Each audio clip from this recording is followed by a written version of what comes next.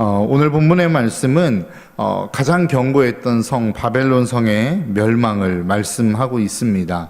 그 성이 멸망할 때에 그들이 이야기하는 내용들이 오늘 본문 9절과 10절에 나와 있습니다. 그와 함께 음행하고 사치하던 땅의 왕들이 그가 불타는 연기를 보고 위하여 울고 가슴을 치며 그의 고통을 무서워하여 멀리 서서 이르되 화 있도다 화 있도다 큰 성 견고한 성 바벨론이여 한 시간에 내 심판이 이르렀다 하리로다. 여러분, 이 이야기를 지금 누가 하고 있는 것입니까? 세상에 권력을 가졌던 사람들입니다. 그러니까 수많은 사람들이 부러워했던 그 권력을 갖고 있었던 사람들이 지금 화 있도다 라고 지금 이야기하고 있는 것이죠. 뿐만 아니라 그 당시에 부와 권력을 가지고 있었던 상인들도 마찬가지입니다. 11절입니다. 땅의 상인들이 그를 위하여 울고 애통하는 것은 다시 그들의 상품을 사는 자가 없음이라. 그러니까 그 당시에 많은 부를 가지고 있었던 상인들도 멸망의 때에 울었다라고 이야기합니다.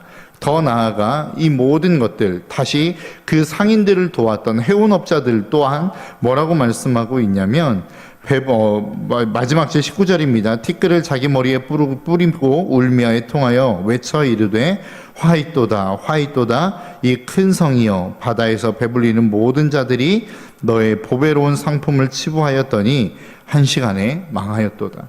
그러니까 이 사람들은 다 어떤 사람들입니까? 그 당시에 가장 강력한 땅이었던 그 바벨론이라고 하는 땅에 어떻게 보면 권력을 가지고 있었던 사람들이고 부를 가지고 있었던 사람들입니다. 그 사람들이 지금 멸망의 때에 다 함께 똑같이 외치는 게 무엇입니까? 화 있다는 것입니다. 그리고 공통점은 무엇입니까? 이 모든 것들이 한 시간 안에 망해버렸다라고 이야기하고 있는 것입니다. 여러분, 그런데 이들이 어제 본문인데요. 어제 본문의 말씀에서 뭐라고 당당하게 말씀하고 있는지를 이야기합니다. 오늘 어제 본문 요한계시록 18장 6절부터 7절까지의 말씀입니다. 그가 준 대로 그에게 주고 그의 행위대로 갑절을 갚아주고 그가 섞은 잔도 갑절이나 섞어 그에게 주리라. 이게 누구의 이야기냐면 천사의 이야기입니다. 내가 그들이 했던 것처럼 그들이 악행했던 것들을 갑절로 되갚아 줄 거야 라고 이야기할 때 그들이 지금 뭐라고 이야기하는지 한번 들어보십시오. 요한계시록 18장 7절입니다. 그가 얼마나 자기를 영화롭게 하였으며 사차했든지 그만큼 고통과 애통함으로 갚아주라 라고 이야기했더니 그들이 뭐라고 말하냐면 그가 마음에 말하기를 나는 여왕으로 앉은 자요 과부가 아니라 결단코 애통함을 당하지 아니하리라 하니 라고 이야기합니다. 그러니까 이 땅에 있는 수많은 권력을 가진 사람들, 부를 가진 사람들이 가지고 있는 교만함이 무엇입니까?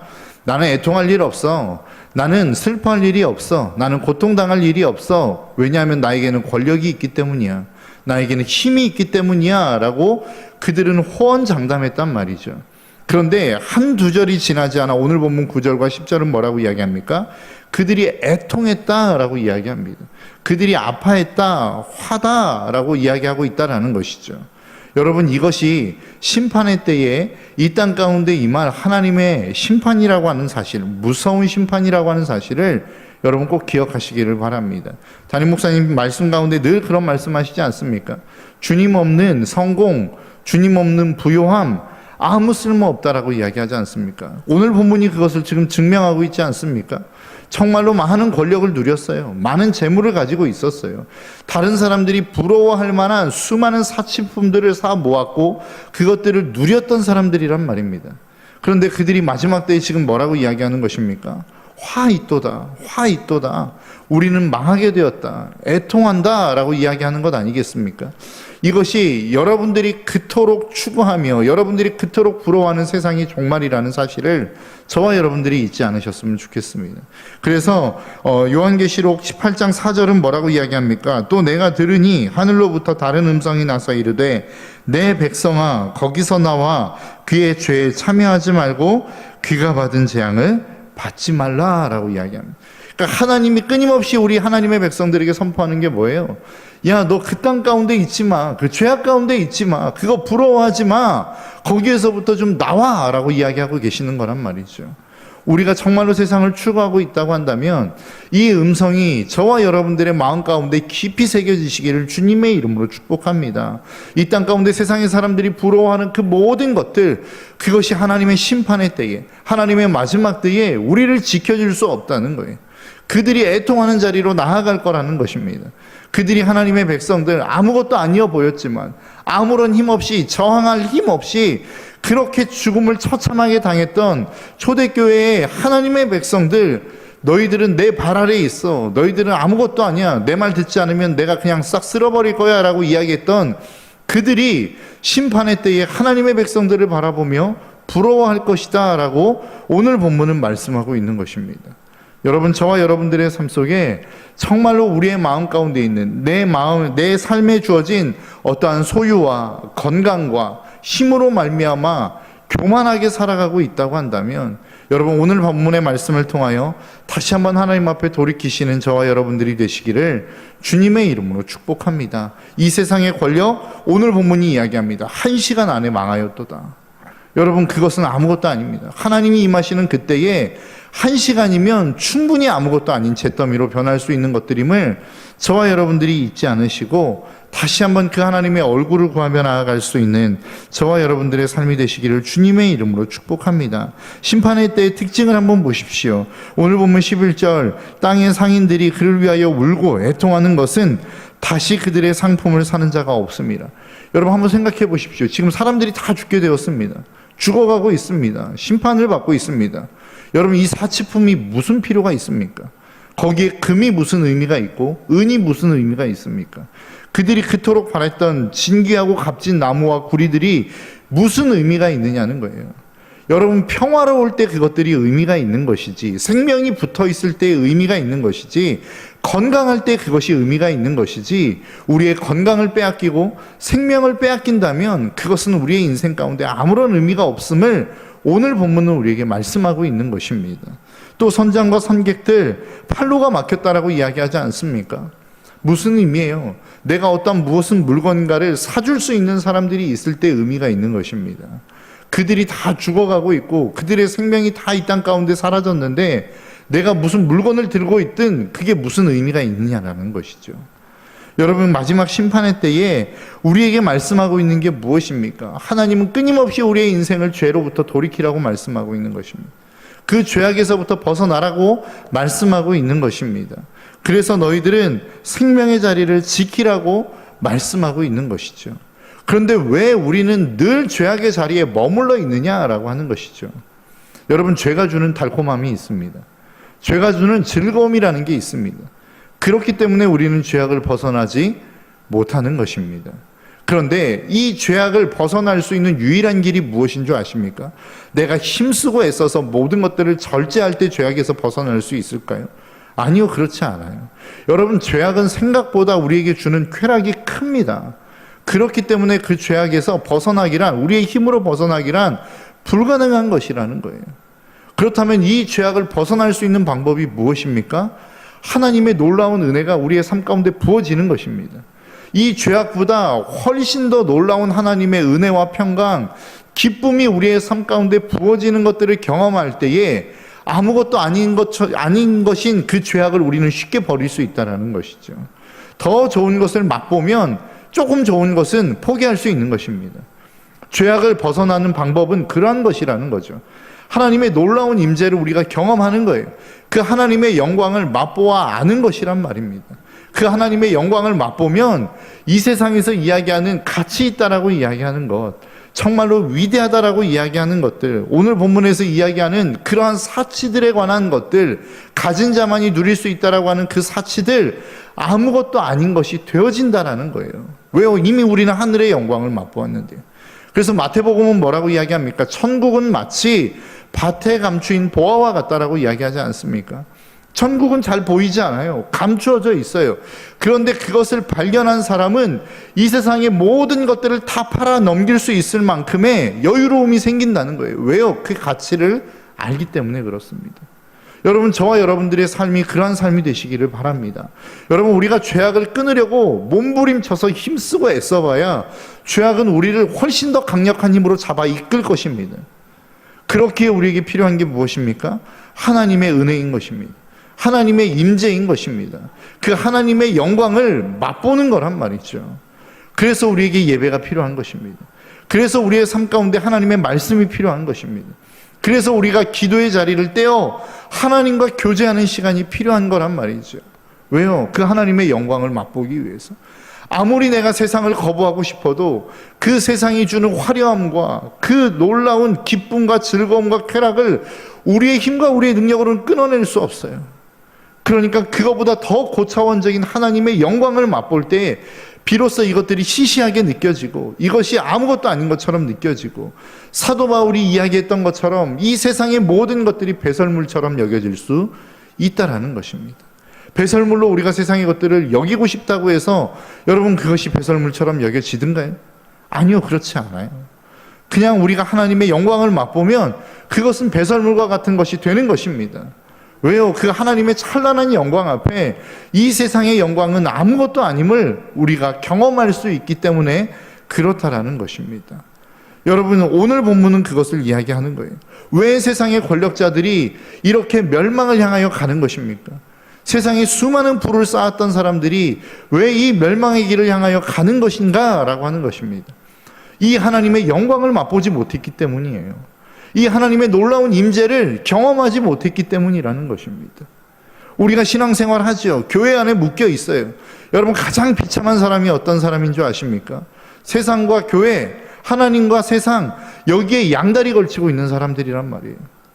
교회에 와서는 세상의 화려함과 세상의 쾌락과 세상의 즐거움을 날마다 생각하게 되어지고, 세상에서 즐거움을 누릴 때에는 하나님의 심판이 두려워 이 즐거움도 제대로 누리지 못하는 사람들이 가장 비참한 사람 아니겠습니까?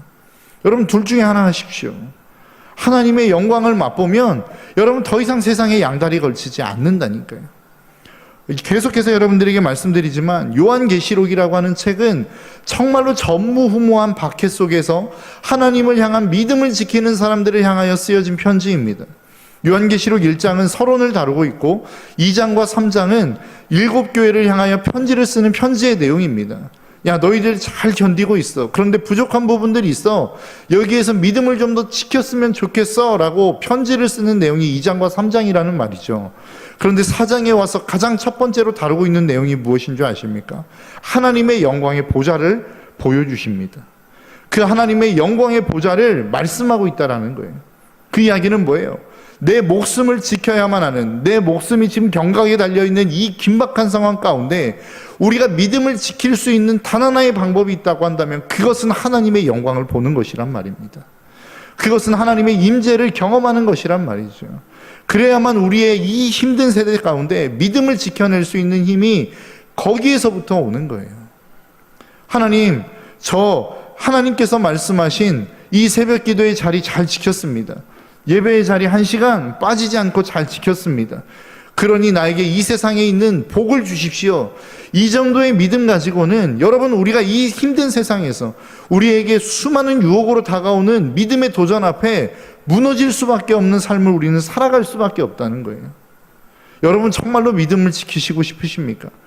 여러분, 정말 제대로 된 믿음의 삶을 살아가고 싶으십니까? 그러면 하나님의 임재를 경험하셔야 됩니다. 하나님의 영광을 맛보아야 됩니다. 그 영광을 맛보지 않고는 우리가 절대로 이 세상의 유혹을 이겨낼 수 없다라는 사실을 저와 여러분들이 잊지 않으셨으면 좋겠습니다. 여러분, 우리가 믿음을 지킬 수 있는 단 하나의 힘, 그것은 하나님의 영광을 맛보는 것입니다. 하나님의 임재를 경험하는 것입니다. 그 하나님의 임재를 경험할 때에, 그 하나님의 영광을 맛볼 때에 비로소 우리의 마음과 우리의 생각은 세상을 향하여 흔들리지 않을 수 있다라는 사실을 저와 여러분들이 잊지 않으셨으면 좋겠습니다. 한 가지의 예화만 말씀드리고 마치려고 하는데요. 어떠한 한 아티스트가 시상식장에서 그런 이야기를 했다고 그래요. 차가 있으면 차에 앞유리가 있고 뒤에 있는 사이드밀러가 있지 않습니까? 그런데 그 크기를 비교해 보면 앞에 있는 앞유리가 사이드밀러와 비교되지 않을 만큼 큽니다. 왜 그런 줄 아십니까? 앞에 있는 앞유리는 우리의 미래를 나타내는 것이고 옆에 있는 사이드밀러는 뒤에 있는 과거를 이야기하는 거래요. 그래서 제 아무리 과거가 위대했고 제 아무리 과거가 상처가 많았고 어떠한 과거를 보냈던 정말로 중요한 것은 무엇이냐? 우리의 앞이라는 것입니다. 우리의 미래라는 것입니다. 여러분 한번 생각해 보시겠습니까? 저는 지금까지 살아온 날이 너무 많아서 앞날은 얼마 안 남았어요. 그러니까 앞날이 그렇게 중요하지 않은 것 같아요.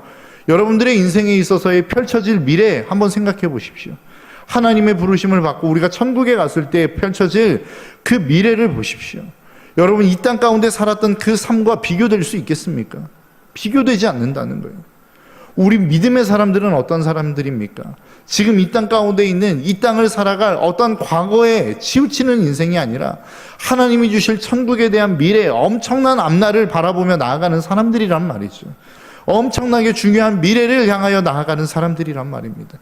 그런데 자꾸만 우리는 사이드밀러에 갇혀서 더 넓은 세상을 보지 못하는 삶을 살아가고 있다는 것이죠. 구원은 누가 받습니까? 앞으로 펼쳐질 천국을 이 땅 가운데서 미리 맛본 사람들이 가는 곳이 천국이라는 거예요. 여러분 이 사실을 잊지 않았으면 좋겠습니다. 어떤 사람들은 그렇게 이야기해요. 내가 천국을 얻기 위해서 이 땅 가운데서 고생하는 것 그럴 수 있지. 물론 맞는 이야기일 수 있습니다. 그러나 정말로 천국을 향하여 가는 사람, 하나님의 임재 가운데 동행하며 살아가는 사람은 고생이 고생처럼 느껴지지 않는단 말이에요. 아픔이 아픔처럼 느껴지지 않을 수 있단 말입니다. 그런 이야기 하잖아요. 진통제 맞잖아요. 여러분 암에 걸린 사람들이, 말기암의 환자들이 몰핀이라고 하는 마약류의 주사를 맞지 않습니까? 왜요? 그것을 맞으면 지금의 고통을 잊을 수 있기 때문에 그래요. 고통보다 그 약의 성분의 효과가 훨씬 크기 때문에 그렇단 말이죠. 우리의 삶도 마찬가지라는 것입니다. 이 땅이 괴로운 세상이에요. 아픈 세상이에요. 힘든 세상입니다. 그런데 그 삶 속에 하나님의 임재라고 하는 하나님의 영광이 우리의 삶 가운데 부어지면 이 고통은 고통처럼 느껴지지 않는다니까요. 이 땅에 있는 아픔이 아픔처럼 느껴지지 않을 수 있어요. 저 힘들어요 라고 하는 것은 어떠한 사역의 무게가 커져서가 아닙니다. 제가 이 신앙생활이 괴로워요 라고 하는 그 괴로움은 우리의 삶 가운데 사역의 무게감이 커졌기 때문이 아니란 말이에요. 다른 말로 이야기하면 저 괴롭습니다 라고 하는 이 이야기는 다른 말로 표현하면 저 지금 하나님과 동행하지 못하고 있어요 라고 하는 이야기라는 말입니다. 여러분들의 신앙을 한번 점검해 보십시오. 여러분들의 신앙생활 행복하십니까? 여러분들의 신앙생활이 기쁘십니까? 기쁘시지 않다고 한다면 사역이 힘들어서가 아니란 말이에요. 그것은 여러분들의 삶 가운데 주어진 어떠한 많은 무게들이 여러분들을 짓누르고 있기 때문이 아니란 말입니다. 성경의 진단에 의하면 여러분들이 지금 하나님과 동행하지 못하기 때문입니다. 여러분 하나님과 동행하시는 저와 여러분들이 되시기를 바랍니다. 하나님과 동행한다면 그 하나님이 우리에게 놀라운 은혜와 능력을 부어주신다면 그 능력은 우리로 하여금 다시 한번 이 힘든 세상을 즐겁게 살아갈 에너지를 공급하신다라고 성경은 우리에게 약속하고 있습니다. 저와 여러분들의 삶이 그러한 삶이 되시기를 주님의 이름으로 축복하고 우리의 남은 여생이 그렇게 주님과 함께 동행하는 믿음의 삶이 되시기를 주님의 이름으로 축복합니다. 기도하겠습니다. 하나님